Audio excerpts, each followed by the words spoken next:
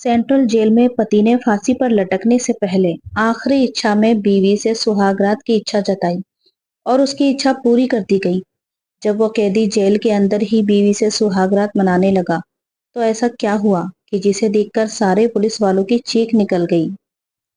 मैंने कमरे में 2 खुफिया कैमरे लगा दिए थे। ये बहुत ही घटिया हरकत थी, मगर मैं अपने से ऊपर मौजूद लोगों के हाथों मजबूर था और जेलर साहब की इच्छा थी कि मैं उस कमरे में कैमरे लगाऊं, जहां अब से कुछ देर बाद एक कैदी को उसकी बीवी से मुलाकात करवाई जानी थी।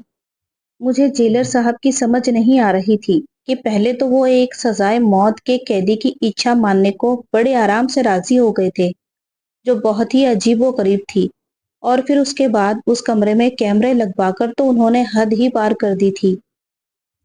लेकिन जेलर साहब से हर किस्म की काम की जा सकती थी।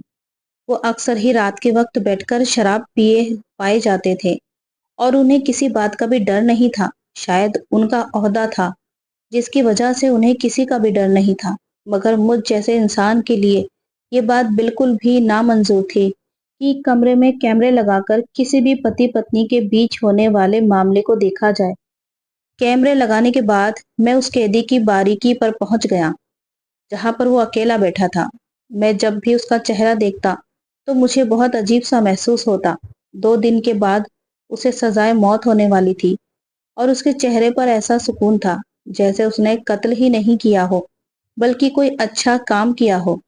उसके चेहरे पर मौत का डर बिल्कुल नहीं था और ना ही अपने किए पर कोई पछतावा। अब भी वो बहुत सुकून से बैठा था। मैं उसके पास जाकर पंजों के बल बैठा और उसकी आंखों में आंखें डालकर उससे पूछा, क्यों भाई कैदी नंबर 517, तुम्हें मौत का डर नहीं है? हद है, तुम तो मरने से पहले भी अपनी बीवी के साथ सुहागरात मनाना चाहते हो। मेरी मानो तो अपनी इस इच्छा से पीछे हट जाओ और ऊपर वाले को याद करो। मेरी बात का उसने कोई जवाब न दिया। मैं बस उसके चेहरे को पढ़ता वहां से खड़ा हो गया। मैंने आज तक ऐसा सुकून किसी के भी चेहरे पर नहीं देखा था। बस यही बात मुझे बार बार ताज्जुब करा रही थी। मौत को सामने देखकर भी वो कैसे चैन से रह सकता है। मैं नहीं चाहता था कि वो और उसकी बीवी इस कमरे में जाए, लेकिन ये सब मेरे हाथ में नहीं था। उस कैदी की उम्र बस 28 साल थी। उसने अपनी जिगरी यार को कत्ल किया था और उसी की मौत के जुर्म में वो यहाँ तक पहुंचा था। लेकिन हैरत की बात थी कि ये कत्ल उसने क्यों किया था, ये बात कोई भी नहीं जानता था। ना उसने कोई वजह बयान की थी, बल्कि उसने खुद पुलिस को अपनी गिरफ्तारी दी थी और इस बात का खुलासा भी किया था कि वही कातिल है। लेकिन जब उससे कत्ल की वजह पूछी गई तो उसने अपनी जबान पर ताला लगा लिया। अदालत में भी उसने खुद स्वीकार किया कि वही कातिल है, मगर कत्ल की वजह तब भी नहीं बताई। और चूंकि उसने खुद जुर्म कबूल किया था, इसलिए उसे सजाए मौत दे दी गई। उसकी बीवी से भी इस मामले पर काफी पूछताछ की गई थी, लेकिन उसने साफ इनकार करते हुए यही कहा था कि उसे कुछ भी मालूम नहीं है। उसका पति कमलेश और उसका दोस्त नागेंद्र एक दूसरे से बहुत ज्यादा करीब थे और उनके बीच ऐसा कोई झगड़ा नहीं था कि जिसकी वजह से उसका पति ये कत्ल करता। थोड़ी ही देर के बाद मुझे वायलेंस पर सूचना मिली कि कैदी नंबर 517 की बीवी आ गई है। ये सुनकर मैं कुछ परेशान सा हो गया। दरअसल मेरी परेशानी की वजह वो कैमरे थे। मेरी नज़र में ये बात बहुत ही घटिया थी कि जेलर साहब उन कैमरों की मदद से पति पत्नी के बीच होने वाले मंजर को देखेंगे। लेकिन मैं नौकरी के हाथों मजबूर था। इस नौकरी को हासिल करने के लिए मैंने 5 लाख रिश्वत खिलाई थी और अब जब ये नौकरी मुझे मिल गई थी, तो मुझे वही सब कुछ करना था जो बड़े चाहते थे। अगर मैं उनके खिलाफ कुछ भी करता, तो या तो मेरा ट्रांसफर हो जाता या फिर नौकरी ही खत्म हो जाती। बस इसीलिए मैंने उस वक्त भी अपने मुंह पर ताला लगा लिया था। जेलर साहब के हुक्म पर मैं इस कैदी की बीवी को उस कमरे में लेकर गया। उसकी बीवी बहुत ही जवान और खूबसूरत थी, मगर उसने खुद को घूंघट में छुपा रखा था। एक बार पल्लू छूटने पर ही मैंने उसका चेहरा देखा था। शायद वो पर्देदार थी। मैं सोच रहा था कि अगर जेलर साहब की नजर उस औरत पर पड़ी तो यकीनन उनकी नीयत खराब हो जाएगी। वो औरतों के बड़े ही शौकीन थे और अक्सर ही रात को उनके कमरे में औरतों को लाया जाता था। और वहां क्या होता था, ये बात बिना देखे भी मुझे मालूम थी। जेलर साहब के हुक्म पर कैदी नंबर 517 को उस कमरे में भेज दिया गया और भेजने से पहले उन दोनों पति पत्नी की पूरी तलाशी ली गई थी ताकि कुछ गलत ना हो सके। आज तक कभी किसी कैदी ने ऐसी अनोखी इच्छा का इजहार नहीं किया था, इसलिए ये जेल में पहली बार हो रहा था और इस बात को गुप्त ही रखा गया था। जेलर साहब ने ना ही किसी से इजाजत दी थी और ना ही इस बात का किसी के सामने बयान किया था, और ये बात मुझे बाद में पता चली कि उन्होंने इस इच्छा को रद्द करने की बजाय पूरा करना क्यों जरूरी समझा। दो पहरेदार उस कमरे के बाहर तैनात थे। कमरे के दरवाजे पर कोई लॉक या कुंडी मौजूद नहीं थी। उन दोनों को छोड़ने के बाद जेलर साहब के हुक्म पर मैं उनके कमरे में पहुंचा तो वो लैपटॉप खोलकर बैठे थे। उन्होंने मुझे भी अपने साथ बैठने का इशारा किया। मेरी उनसे काफी ज्यादा बातचीत थी। वो मुझ पर बहुत भरोसा करते थे। कहने लगे, आओ हम भी थोड़े मजे करते हैं, और ये सुनकर मैं शर्मिंदा हो गया और मैंने कहा कि नहीं साहब, मैं जेल का राउंड लगा लेता हूँ, आप बैठिए। लेकिन वो न माने और कहने लगे, तुम भी मेरे साथ बैठ जाओ। मरने से पहले उस कैदी की अजीबोगरीब इच्छा ने मुझे मजबूर कर दिया था कि मैं देखूं तो सही, आखिर उसकी बीवी में ऐसा क्या है जो उसे मौत के वक्त अपनी बीवी से सुहागरात करने की इच्छा जागी है। कुछ तो ऐसा होगा ना जो मरने से पहले भी उसे अपनी बीवी के साथ चाहिए। उसके मरने के बाद उसकी बीवी विधवा हो जाएगी। बेचारी गरीब औरत, हम ही इसके खाने पीने का कुछ इंतजाम कर देंगे। ये कहकर वो बहुत जोर से हंसे थे और उनकी हंसी में मौजूद मक्कारी और कमीनगी मुझे साफ दिखाई देती। मैं जान गया था कि उनकी नीयत में कौन सी फितरत है जिसने उन्हें ये कैमरे लगवाने पर मजबूर किया है और जिसकी वजह से उन्होंने ऐसी अनोखी इच्छा को पूरा किया। वो इस वीडियो की मदद से बाद में उस औरत को ब्लैकमेल करके बड़े आराम से अपने गंदे मकसद हासिल कर सकते थे। और ये बात समझ में आते ही मुझे अपने आप से घिन आने लगी कि मैंने उनके कहने पर कैमरे क्यों लगाए। एक इज्जतदार औरत सारी जिंदगी उनके पैरों में रोने वाली थी। मैं खुद शादीशुदा था, इसलिए शायद हर बात को बहुत ज्यादा महसूस कर रहा था। जेलर साहब ने जबरदस्ती मुझे अपने साथ बिठाया। स्क्रीन पर उस कैमरे के अंदर का मंजर नजर आने लगा। बहुत हाई क्वालिटी के कैमरे थे। वॉइस का ऑप्शन भी मौजूद था और उस कैमरे में होने वाली हर बात भी हमें साफ साफ दिखाई दे रही थी। जेलर साहब की नजर स्क्रीन पर जम गई। मैं कभी स्क्रीन पर नजर डालता तो कभी शर्मिंदगी से सर झुका लेता। उस कैदी ने अपनी बीवी को हाथ पकड़कर बिस्तर पर बिठाया था और उसकी पल्लू को चेहरे से हटा दिया था। स्क्रीन पर उसकी बीवी का चेहरा नजर आते ही जेलर साहब अपनी गंदी जबान से उस औरत की खूबसूरती की तारीफ कर रहे थे और फिर स्पीकर से आती आवाज हम दोनों ही सुनकर चकरा गए। वो दोनों एक दूसरे से बात कर रहे थे। मेरी नजर भी स्क्रीन पर जम गई और फिर जो मंजर हमने देखा, हमारी चीख निकल गई।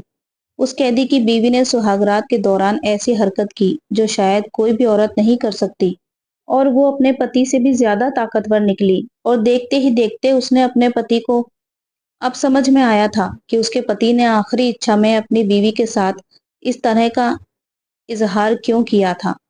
जेलर साहब फौरन उस कमरे की तरफ दौड़ पड़े। मैं भी उनके पीछे भागा और जब हम कमरे में दाखिल हुए तो वो कैदी बिस्तर पर पड़ा था और उसकी सांस तेज तेज चल रही थी और उसकी बीवी जल्दी से चेहरा छुपा लिया था। जेलर साहब ने आओ देखा ना ताओ उस औरत का हाथ पकड़ा और खींचते हुए अपने कमरे में ले गए और मैं उस कैदी के पास खड़ा रह गया। वो चीखते हुए मुझसे पूछ रहा था कि उसकी बीवी को क्यों ले जाया जा रहा है, लेकिन मैं उसके सवाल का जवाब नहीं दे सकता था क्योंकि मैं जानता था कि अब जेलर साहब उस औरत के साथ कैसा सलूक करेंगे जो कुछ उस औरत ने अपने पति के साथ किया था। उसके बाद तो जेलर साहब उसे किसी सूरत बख्शने वाले नहीं थे। मैंने उस कैदी को बैठने का इशारा किया और खुद भी उसके सामने बैठ गया, और ये पहली बार था जब मैंने आज उसकी आवाज सही तरीके से सुनी थी, वरना वो कभी बात ही नहीं करता था। मैंने उसे कहा कि अपने बारे में सब कुछ सच सच बताओ। तुमने ये गुनाह क्यों किया, ये भी बता दो। उसने फिर खामोशी से सर झुका दिया। तो मैंने उसे सख्ती से कहा कि जो कुछ भी इस कमरे में तुम दोनों पति पत्नी के बीच हुआ है वो सब कैमरे में रिकॉर्ड है। अगर तुम अपने जुर्म की वजह से नहीं बताओगे तो ये रिकॉर्डिंग दुनिया के सामने पेश कर दी जाएगी। तुम्हारी बीवी की इज्जत है, इसलिए बेहतर है कि तुम मुझे वो वजह बता दो जिस वजह से तुम यहाँ हो। اور یہ بات بھی بتاؤ کہ تم نے کیوں آخری اچھا کے طور پر اپنی بیوی کو یہاں بلوایا۔ ریکارڈنگ والی بات سن کر اس قیدی کے چہرے پر ایک عجیب سی مایوسی پیدا ہوئی تھی، اور پھر اس نے دھیرے دھیرے ہر بات بتانی شروع کر دی۔ اس کا نام کملیش تھا۔ بچپن سے ہی اس کی اور ناگیندر کی بڑی اچھی گہری دوستی تھی۔ اس کے لیے اس کا دوست اس کی زندگی تھا، اور اپنے دوست کے بغیر وہ کبھی کوئی قدم نہیں اٹھاتا تھا۔ دونوں دوستوں نے نہ صرف شکشا ایک ساتھ حاصل کی بلکہ ایک ہی کمپنی میں نوکری بھی کرنے لگے۔ نوکری کچھ بہتر ہوئی تو گھر والوں نے شادی کے بارے میں بات کی، اور پھر ان کے ماں باپ نے اپنی پسند سے ہی ان کے لیے ایک لڑکی کا انتظام کیا۔ اور اس طرح کملیش کی زندگی میں اس کی بیوی رجنی آئی۔ خوب دھوم دھام سے ان دونوں کی شادی ہوئی، اور اس کی شادی پر اگر کوئی سب سے زیادہ خوش تھا تو وہ اس کا دوست ناگیندر تھا۔ رجنی اپنے ساتھ اپنی اچھی قسمت بھی لے کر آئی، اور کملیش کا پروموشن ہو گیا۔ ناگیندر اسی جگہ پر رہ گیا جہاں وہ پہلے تھا، کیونکہ ناگیندر کا دھیان نوکری سے کہیں زیادہ دوسری چیزوں پر تھا۔ شاید اسی لیے وہ ترقی بھی نہیں کر سکا تھا۔ کملیش کی ماں دوسرے بڑے بیٹے کے پاس چلی گئی۔ یہاں کملیش اور اس کی بیوی رجنی رہ گئے تھے، اور نوکری پر زیادہ دیر ہونے کی وجہ سے کملیش کو گھر کے چھوٹے موٹے کاموں کا دقت ہونے لگی۔ چونکہ ناگیندر کی پروموشن نہیں ہوئی تھی، اس لیے اس پر دفتری کاموں کا دباؤ بھی زیادہ نہیں تھا۔ اس لیے کملیش اپنے گھر کے کام کاج اس سے کہتا۔ سب کچھ ٹھیک چل رہا تھا، کوئی پریشانی نہیں تھی، لیکن پھر رجنی کا رویہ دھیرے دھیرے بدل گیا۔ وہ ہر وقت پریشان نظر آتی، کملیش سے بات کرنے سے بھی کتراتی۔ ان دونوں کے بیچ عجیب سی دوری پیدا ہو گئی تھی، اور گھر میں بھی خاموشی رہنے لگی تھی۔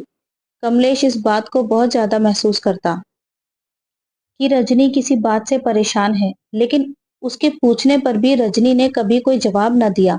اور پھر ایک دن جب کملیش نے سختی سے رجنی سے پوچھا کہ کیا دقت ہے، تو اس نے ایسی بات کہی جو کملیش نے کبھی سوچی بھی نہیں تھی۔ اس نے بتایا کہ ناگیندر اس پر بری نظر رکھتا ہے اور اسے پریشان کرتا ہے، اور یہ سن کر کملیش غصے میں آ گیا۔ اسے اپنی بیوی بہت پیاری تھی، لیکن ساتھ ہی ناگیندر کی دوستی پر بھی پورا بھروسہ تھا۔ وہ کہنے لگا، تمہیں کوئی غلط فہمی ہوئی ہوگی۔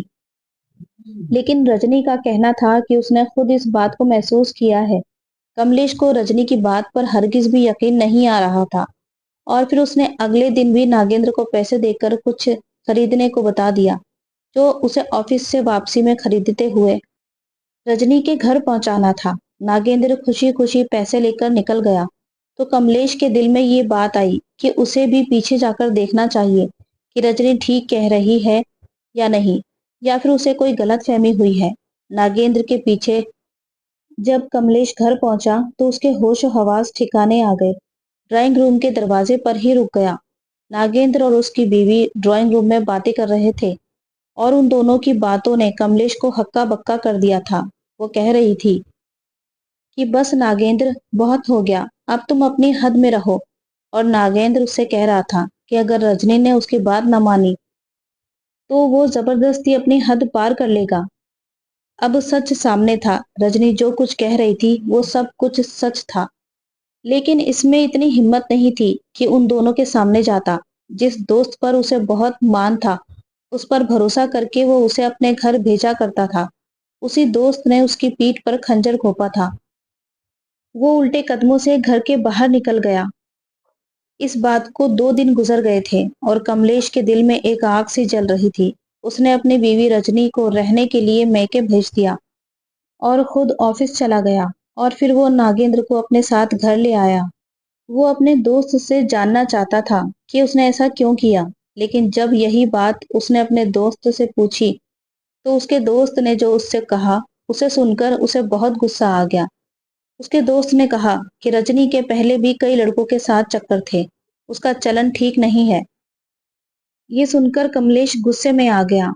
اس نے غصے میں اس کے دوست کو مارنا شروع کر دیا۔ اس نے بھی پلٹ کر ہاتھ اٹھایا تو کملیش نے غصے میں وہیں رکھی فروٹ کاٹنے والی چھری اٹھا کر اس پر وار کیا، اور یہ سب کچھ اتنا اچانک ہوا کہ سیدھے اس کے ہاتھ کی نس کٹ گئی۔ کچھ ہی دیر میں اس کے دوست نے اسی کمرے میں دم توڑ دیا، اور جب کملیش کو ہوش آیا تو سب کچھ ختم ہو چکا تھا۔ اس نے خود ہی پولیس کو فون کر کے خبر دی، کیونکہ وہ کوئی مجرم نہیں تھا۔ وہ خود بھی صدمے میں تھا کہ اس نے یہ کیا کر دیا، اور پھر کملیش نے خود ہی اپنا جرم قبول کرتے ہوئے اپنے آپ کو پولیس کے حوالے کر دیا۔ 4 مہینے کیس چلنے کے بعد کملیش کو سزائے موت کی سزا سنا دی گئی، لیکن حیرت کی بات تھی کہ موت کی سزا سننے کے بعد بھی اس کی آنکھوں میں آنسو نہیں گرے، وہ بالکل خاموش تھا۔ اور ایک بار اس سے اس کی بیوی جیل میں ملنے کے لیے آئی تھی، لیکن بہت ہی سرسری سی ملاقات تھی، اور پھر قیدی نے مرنے سے پہلے اپنی بیوی سے سہاگ رات کی اچھا کا اظہار کیا تھا۔ مجھے اور جیلر صاحب کو لگا تھا کہ شاید وہ اپنی بیوی سے بہت محبت کرتا ہے اور اس لیے اسے آخری بار ملنا چاہتا ہے، لیکن اسکرین پر نظر آنے والے منظر تو کچھ اور ہی بیان کر رہے تھے۔ جب اس کی بیوی اس سے ملنے کے لیے آئی، اس نے اسے اپنے سامنے بٹھایا اور اسے کہنے لگا کہ تمہارا سچ مجھے پتا چل گیا ہے، میں جان گیا ہوں کہ گنہگار میرا دوست نہیں بلکہ تم تھی۔ یہ کہہ کر اس نے اپنی بیوی کے کپڑوں کو اس کے وجود سے کھینچا اور کہنے لگا، تمہیں خود کی عزت اچھالنے کا بہت شوق ہے، آج میں تمہاری عزت لوٹوں گا۔ اور یہ سنتے ہی اس کی بیوی بول پڑی کہ کل تمہیں سزائے موت ہونے والی ہے اور تم چاہ کر بھی اب کچھ بگاڑ نہیں سکتے۔ اگر تم میرے ساتھ یہاں کچھ غلط کرو گے تو پھر تمہیں بھی کچھ حاصل نہیں ہوگا۔ یہ سچ ہے کہ مجھے تم سے زیادہ تمہارا دوست پسند آ گیا تھا، اس لیے میں اسے اپنی طرف بلانے لگی، لیکن وہ ہر بار تمہاری دوستی بیچ میں لے آتا اور یہی کہتا کہ تمہارے ساتھ کوئی دھوکہ نہیں کر سکتا۔ وہ تو تمہیں میرا سچ بتانا چاہتا تھا، وہ جانتا تھا کہ میرے کئی لڑکوں کے ساتھ سمبندھ رہے ہیں، اور اسی لیے میں نے ڈر کے مارے تمہارے دل میں اس کے لیے غلط باتیں ڈالنا شروع کر دیا، تاکہ اگر وہ کبھی تمہیں کچھ کہے تو تم یقین نہ کرو۔ میں چاہتی تھی کہ تم اس سے دور رہو اور تمہیں میرا سچ پتا نہ چلے، اور جب تم دونوں کی دوستی میں دوری آتی تو میرے لیے ناگیندر کو حاصل کرنا اور بھی آسان ہو جاتا۔ یہ سنتے ہی کملیش نے اس پر حملہ کیا تھا، اور بدلے میں رجنی نے اس سے بھی زیادہ طاقت سے اسے دھکا دے کر مارنا شروع کر دیا۔ وہ کملیش سے بھی زیادہ طاقتور نکلی تھی، اور یہی سب کچھ سننے اور دیکھنے کے بعد میں اور جیلر صاحب بھاگتے ہوئے اس کمرے میں گئے تھے، اور اب صحیح طرح سے مجھے سارا سچ پتا چل گیا تھا۔ میں نے پھر پوچھا، لیکن اپنی بیوی کو تم نے یہاں کیوں بلایا تھا؟ یہ سن کر کملیش کہنے لگا کہ اس وقت تو جذبات میں آ کر میں نے دوست کا قتل کر دیا تھا، لیکن پھر جب میری بیوی مجھے یہاں ملنے آئی تو اس کی باتوں سے مجھے احساس ہو گیا کہ کہیں نہ کہیں وہی غلط ہے۔ میں نے کسی کو بھی میرے دوست کے موت کے پیچھے کی وجہ نہیں بتائی کہ میری بیوی کی عزت خراب ہوگی، لیکن اب مجھے لگنے لگا تھا کہ میری بیوی ٹھیک نہیں ہے، اور پھر میرے دل میں یہ بات بیٹھ گئی کہ میں مرنے سے پہلے سچائی ضرور جان لوں، اس لیے میں نے اسے ملنے کے لیے بلایا۔ لیکن اگر وہ میرے سامنے آ کر اپنا سچ سویکار نہ بھی کرتی تو بھی مجھے کچھ فائدہ نہ ہوتا، اس لیے میں نے سہاگرات کی بات کی، کیونکہ اتنے دنوں میں جیلر کی فطرت سے اچھی طرح سمجھ گیا تھا۔ میں جانتا تھا کہ وہ ہم دونوں پتی پتنی کو دیکھنے کے لیے یہاں کیمرے ضرور لگوائے گا، اور اسی طرح میرا سچ کیمرے میں ریکارڈ ہو جائے گا، اور میرا یقین بالکل صحیح ثابت ہوا۔ میں جانتا ہوں کہ یہاں کیمرے لگے ہوئے ہیں اور ہر بات کیمرے میں ریکارڈ ہوتی ہے۔ وہ کہنے لگا، مجھے سزائے موت سے نہیں بچنا۔ مجھے افسوس ہے کہ میں نے اپنے بچپن کے دوست کی بات پر یقین نہیں کیا، میری وجہ سے وہ اس دنیا سے چلا گیا، لیکن اب میں یہ چاہتا ہوں کہ میری بیوی کو بھی اس کے گناہ کی سزا ملے جس نے ہم دونوں کے بیچ نفرت کا یہ بیج بویا۔ اس کی بات سن کر میں حیران رہ گیا تھا، وہ بہت ہی زیادہ چالاک تھا۔ جیلر کی فطرت کو بھانپ کر اس نے یہ سارا کھیل کھیلا تھا، اور وہ کامیاب بھی ہو گیا تھا۔ اس کی بیوی کا اصل چہرہ کیمرے میں ریکارڈ ہو گیا تھا، اور اب اس کی بیوی کو بھی سزا دی جا سکتی تھی، لیکن یہ سب کچھ جیلر کے ہاتھوں میں تھا۔ میں نے قیدی نمبر 517 کو واپس اس کی بورنگ میں بھیج دیا۔ اگلے دن اسے سزائے موت ہونی تھی۔ میں واپس جیلر صاحب کے کمرے میں پہنچا تو ان کے کمرے کا دروازہ بند تھا۔ میں جانتا تھا کہ وہ اتنی آسانی سے اب اس عورت کو نہیں چھوڑتا۔ میں خاموشی سے وہاں سے ہٹ کر جیل کے راؤنڈ پر نکل گیا اور سوچ رہا تھا کہ ایک عورت کتنی زندگیاں برباد کر سکتی ہے۔ اب تک رجنی نے نہ جانے کتنے لڑکوں کی زندگی خراب کی تھی، اور آخر میں اس نے اپنے پتی کو ہی سزائے موت کی دہلیز پر پہنچا دیا تھا۔ یہ سب کچھ کرنے کے بعد وہ خود بھی نہیں بچ سکی۔ پتہ نہیں اب جیلر صاحب کب تک اسے ہوس کا نشانہ بنانے والے تھے۔ شاید وہ بھی یہاں آنے والی عورتوں کی لسٹ میں شامل ہونے والی تھی۔ اس جیل میں نوکری کرتے ہوئے میں نے ایک بات بہت اچھی طرح سمجھ لی تھی کہ زیادہ تر جرم جذبات میں آ کر اور سچ جانے بغیر ہی کیے جاتے تھے۔ اس لیے میں یہ بات ضرور کہنا چاہوں گا کہ کوئی بھی قدم اٹھانے سے پہلے انسان کو ایک بار ضرور سچائی جان لینی چاہیے۔ امید ہے یہ کہانی آپ کو پسند آئی ہوگی۔ ایسی اور کہانیاں سننے کے لیے ہمارے چینل کو سبسکرائب کریں اور ویڈیو کو لائک کریں۔ ملتے ہیں پھر ایک نئی کہانی کے ساتھ، تب تک اپنا خیال رکھیں۔ Thanks for watching.